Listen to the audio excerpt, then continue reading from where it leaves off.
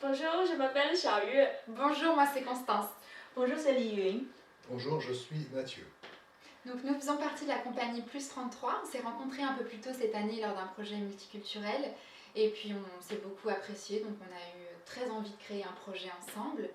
Ce qui nous rassemble, c'est notre passion pour la nature, donc on a pensé à un arbre et ça a été une évidence, le Jinko, vu que ça rassemble nos deux cultures. On a une carte de France où on a pointé tous les lieux, des petits villages où il y a des Jinko, donc ça nous amènerait au lieu de performance. On veut pas une histoire, c'est-à-dire que c'est pas une narration, il n'y a pas un début, milieu, fin.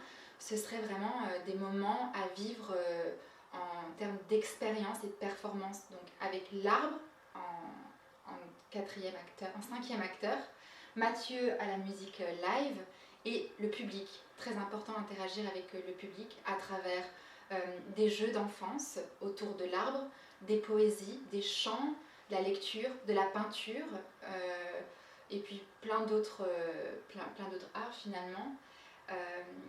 Moi, une phrase ce que le Jinko représente pour moi, ce serait, j'imagine en automne, les feuilles jaunes qui tombent et une dame avec une robe sublime qui vole au vent.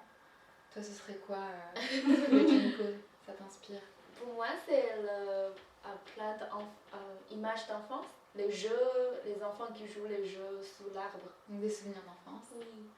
Bon, Jingo, ça me rappelle une arbre de Jingo devant la maison de ma mère, tout simplement. Et moi, ça m'évoque la nature, et comment dire, jouer en musique. Et une chose qui est très importante pour nous dans le spectacle, ce serait de vivre les performances au fil des saisons. Donc si vous voyez le spectacle au printemps, il serait différent qu'en automne ou en hiver. Donc on changerait les poésies peut-être plus printanières, la musique serait différente, nos performances physiques, parce qu'on aimerait beaucoup utiliser le corps également. Voilà, et donc pourquoi l'arbre? Pourquoi l'arbre? Parce qu'en fait, dans la philosophie asiatique, en fait, l'arbre fait partie de 5 éléments fondamentaux. Et aussi, l'arbre représente la relation entre les êtres humains et la nature. Voilà. C'est pour ça qu'on a choisi l'arbre. Et parmi tous les arbres, on a choisi Jinko.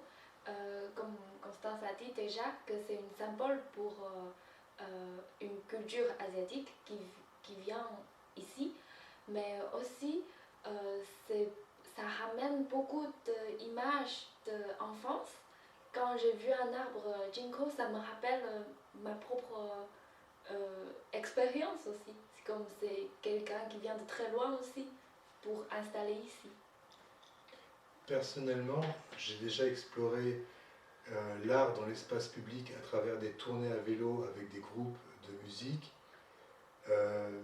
Concernant ce spectacle, l'idée serait de partir de chansons qui utilisent la thématique de l'arbre à travers le répertoire asiatique et français pour créer un moment de partage et convivial. Donc pour conclure, ce serait un spectacle de ici, là, maintenant.